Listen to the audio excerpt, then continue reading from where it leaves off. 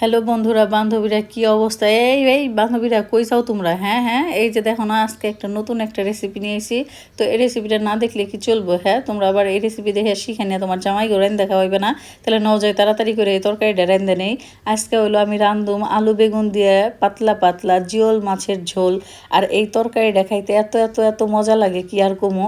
এই যে আমি এই জায়গায় কিন্তু প্রথমে হইতাছে জিওল মাছগুলারে ভালো করে ধুয়ে নিছি, তারপরে একটু লবণ হলুদ দিয়ে জিওল মাছগুলারে এই যে ভালো করে কিন্তু আমি মাখায় নিলাম।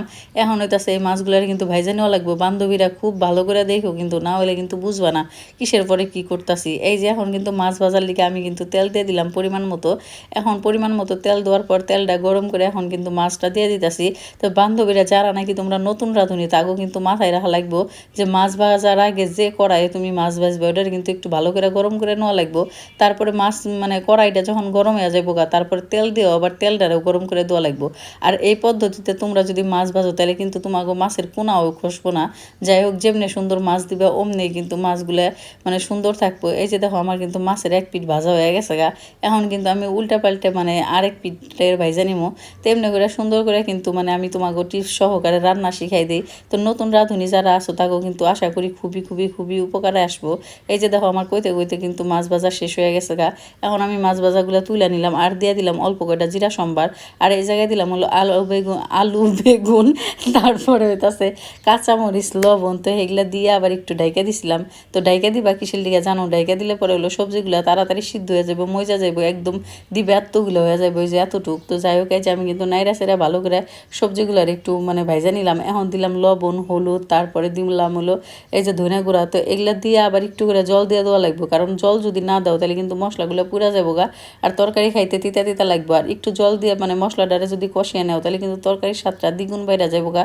এই যে মশলা কিন্তু কষানো হয়ে গেছে গা। এখন কিন্তু আমি দিয়ে দিলাম পরিমাণ মতো জল। তো জলটা দিয়ে হইতাছে এই যে ঢেকে দিছি, তো ঝুল দিছি। তো আজকে কিন্তু একটু বেশি পরিমাণে ঝুল দিছি, কারণ জিওল মাছের পাতলা পাতলা ঝুল খাইতে কিন্তু ভাল লাগে। তো প্রতিদিনের চাইতে আজকে ঝুলের পরিমাণটা একটু বেশি দিছি। তো তোমরাও কিন্তু একটু একটু বেশি বেশি কইরা জল দিবা। এই যে আমার কিন্তু তরকারিটা প্রায় অর্ধেকটা হয়ে গেছে। এখন আমি দিয়ে দিব জিওল মাছের ডিম। তো জিওল মাছের ডিমগুলো কিন্তু একসাথে দিলে একদম গলা যাবো, আর এমনি দিলে ডিমগুলো একদম আস্তে আস্তে থাকবো। আর এখন দিয়ে দিলাম জিরা বাটা। তো জিরা বাটা দিয়ে আবার 2-3 মিনিটের মতো চাল করে আনিমো। তো আজকের ভিডিওটা আশা করতেছি তোমার কাছে এত এত এত ভালো লাগবো কি আর কুমুক। সত্যি সত্যি আজকের তরকারিটা খাইতে খাইতে কি কুমুক, মানে খাইতে এত মজা হয়েছিল। তো যাই হোক, এই যে আমার কিন্তু তরকারি রান্না শেষ। এখন এই তরকারিটা ঢাইলা নিমু। এই যে গরম গরম ধোয়া ওঠা তরকারিটা কিন্তু আমি ঢাইলা নিতেছি। সত্যি আজকের রেসিপিটা অনেক অনেক অনেক মজার। আর এগুলো কিন্তু একদম সাধারণ মানে রান্না বাড়া। তো জায়গায় কিন্তু আমি আর্টিফিশিয়াল কোনো কিছুই দেখা না। যাই হোক, ঘরে যেভাবে রান্না করি, মানে রান্না করি বলতে রান্ধি, ঘরে যেমনি রান্ধি সেই রান্নাটাই কিন্তু তোমাদের সাথে শেয়ার করি। আর আমি কিন্তু একদমই আমাকে আঞ্চলিক ভাষায় মানে ভিডিওগুলো শেয়ার করি। আশা করি বন্ধুরা বান্ধবীরা তোমাদের কাছে খুবই খুবই খুবই ভালো লাগবো। আর যদি ভিডিওগুলো ভালো লাগে তাহলে কিন্তু তোমরা একটা লাইক কমেন্ট শেয়ার করবারই পারো। আর টিকটক থেকে যারা ফলো করো তারা কিন্তু চাইলে পরে আমার ইউটিউব চ্যানেলটাও সাবস্ক্রাইব করবার পারো।